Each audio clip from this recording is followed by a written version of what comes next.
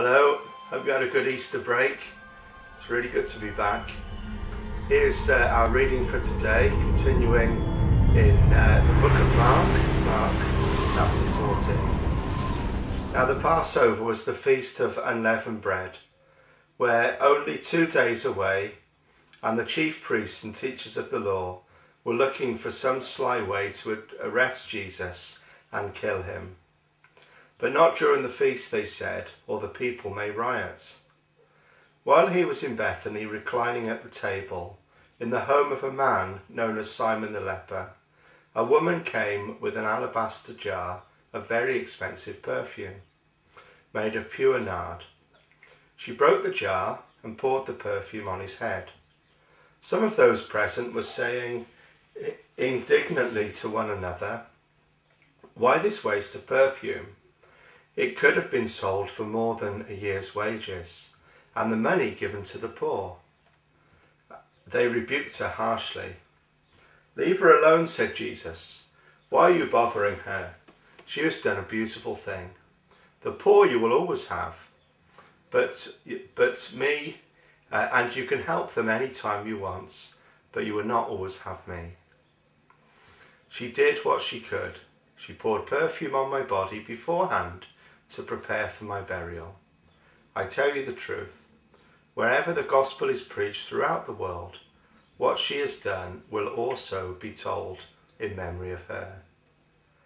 Then Judas Iscariot, one of the 12, went to the chief priests to betray Jesus to them. They were delighted to hear this and promised to give him money. So he watched for an opportunity to hand him over. On the first day of the Feast of Unleavened Bread, when it was customary to sacrifice the Passover lamb, Jesus' disciples asked him, "Where do you want us to make the preparations for you to eat the Passover?" So he sent 2 of his disciples, telling them, "Go into the city, and a man carrying a jar of water will meet you. Follow him, and say to the owners of the house he enters, 'The teacher asks, where is my guest room, where I may eat the Passover with my disciples?' He will show you a large upper room, furnished and ready. Make preparations for us to eat there." The disciples left and went into the city and found things just as Jesus had told them. So they prepared the Passover. When evening came, Jesus arrived with the 12. While they were reclining at the table eating, he said, "I tell you the truth, one of you will betray me, the one who is eating with me." They were saddened, and one by one they said to him, "Surely not I?" "It is one of the 12, he replied, "the one who dips bread into the bowl with me. The Son of Man will go just as it's written about him. But woe to the man who betrays the Son of Man. It would be better for him not to have been born." While they were eating, Jesus took bread, gave thanks and broke it, and gave it to his disciples, saying, "Take it, this is my body." Then he took the cup and gave thanks and offered it to them, and they all drank from it. Then he said, "This is my blood, the blood of the covenants, which is poured out for many." He said to them, "I tell you the truth, I will not drink again of the fruits of the vine until the day when I drink it anew in the kingdom of God." When they had sung a hymn, they went out to the Mount of Olives. Jesus said to them, "You will all fall away. I will strike the shepherd, and the sheep will be scattered. But after I have risen, I will go ahead of you into Galilee." Peter spoke up, "Even if all fall away, I will not." "I tell you the truth," Jesus answered. "Today, yes, tonight, before the rooster crows twice, you yourself will disown me 3 times. Peter insisted emphatically, "Even if I have to die with you, I will never disown you." And all the others said the same. They went to a place called Gethsemane, and Jesus said to his disciples, Sit here while I pray." He took Peter, James and John along with him, and he began to be deeply distressed and troubled. "My soul is overwhelmed with sorrow to the point of death," he said to them. "Stay here and keep watch." Going a little farther, he fell to the ground and prayed that if it's possible the hour might pass from him.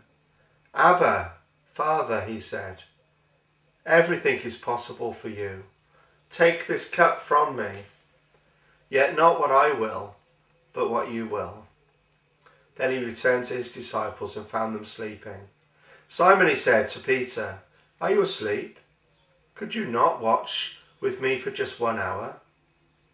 Watch and pray, so that you will not fall into temptation. The spirit is willing, but the body is weak." Once more he went away and prayed the same thing. When he came back, he again found them sleeping, because their eyes were heavy. They did not know what to say. Returning the third time, he said to them, "Are you still sleeping and resting? Enough! The hour has come. Look, the Son of Man is betrayed into the hands of sinners. Rise, let us go. Here comes my betrayer." Just as he was speaking, Judas, one of the 12, appeared. With him was a crowd armed with swords and clubs, sent from the chief priests and teachers of the law and the elders. Now the betrayer had arranged a signal with them. "The one I kiss is the man. Arrest him and lead him away under guard." Going at once to Jesus, Judas said, "Rabbi," and kissed him. The men seized Jesus and arrested him. Then one of those standing near drew his sword and struck the servant of the high priest, cutting off his ear. "Am I leading a rebellion," said Jesus, "that you have come out with swords and clubs to capture me? Every day I was with you teaching in the temple courts, and you did not arrest me. But the scriptures must be fulfilled." Then everyone deserted him and fled. A young man wearing nothing but a linen garments was following Jesus. When they seized him, he fled naked, leaving his garment behind. They took Jesus to the high priest, and all the chief priests, elders, and teachers of the law came together. Peter followed him at a distance, right into the courtyard of the high priest. There he sat with the guards and warmed himself at the fire. The chief priests of the whole Sanhedrin were looking for evidence against Jesus so they could put him to death. But they did not find any. Many testified falsely against him, but their statements did not agree. Then some stood up and gave false testimony against him. "We heard him say, 'I will destroy this man-made temple, and in 3 days I will build another, not made by man.' Yet even then their testimony did not agree. Then the high priest stood up before them and asked Jesus, 'Are you not going to answer? What is this testimony that these men are bringing against you?' But Jesus remained silent and gave no answer. Again the high priest asked him, 'Are you the Christ, the Son of the Blessed One?' 'I am,' said Jesus. 'And you shall see the Son of Man sitting at the right hand of the Mighty One and coming on the clouds of heaven.' The high priest tore his clothes. 'Why do we need any more witnesses?' he asked. 'You have heard the blasphemy. What do you think?' They all condemned him as worthy of death. Then some began to spit on him. They blindfolded him and struck him with their fists and said, 'Prophesy.' And the guards took him and beat him again. While Peter was below in the courtyard, one of the servant girls of the high priest came by. When she saw Peter warming himself, she looked closely at him. 'You also were with the Nazarene Jesus,' she said. But he denied it. I don't know or understand what you're talking about, he said, and went out into the entryway. When the servant girl saw him there, she again said to those standing around, "This fellow is one of them." But again he denied it. After a while, those standing near said to Peter, "Surely you are one of them, for you are a Galilean." He began to call down curses on himself, and he swore to them, "I don't know who you're talking about." Immediately the rooster crowed the second time, and then Peter remembered the word Jesus had spoken to him. "Before the rooster crows twice, you will disown me 3 times." And he broke down and wept. Here we have another great reading from Mark's Gospel. And we see here that Jesus is coming to the point when he's arrested and he's handed over for trial and ultimately to his crucifixion. But we read about the Last Supper, where Jesus breaks bread, symbolising his body, and when they drink wine, that symbolises Jesus' blood that was going to be shed on that cross. Little did the disciples know that this was the last Passover meal that they were going to ever have with Jesus. I think the next meal they were going to have with him was after the resurrection, and that was going to be a meal of fish. So we see Jesus here at the Last Supper, and then we see that Jesus predicts Peter's denial, and Peter says, "I would never, ever deny you." And Jesus says, "You will deny me 3 times before the rooster crows twice."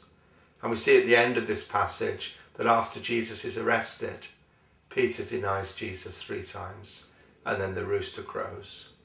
We also see Jesus in the Garden of Gethsemane, and he's praying to God, and he's there with Peter, James and John. Those were his closest disciples that he spent a lot of time with. And Jesus comes to this point when he's praying, and he says, "Not what I will, but what you will." And I believe for us as Christians, and for myself as well, that we really need to get to that place where we say to God, "Not what I will, but what you will." And then at the end of his time of prayer, the soldiers come, the teachers of the law, the elders, but they come with Judas, and Judas kisses Jesus and he betrays him. And then we come to a point when they're trying to bring some evidence against Jesus, and they're really struggling to find anything that Jesus has ever done wrong. And then Peter disowns Jesus. And you might feel sometimes like Peter in your life when you've lived your life in a certain way, or you've done certain things that really aren't right and you shouldn't have done. But you know what's beautiful about this is that although Peter disowns Jesus, we know later on that Peter repents and that Jesus reinstates Peter, and Peter is used in a powerful and a dramatic way. Whatever your day is going to be like today, and whatever you think your future is, just give yourself to him completely, fully and utterly. Thank you for watching, thanks for listening, and hope you have a really good day.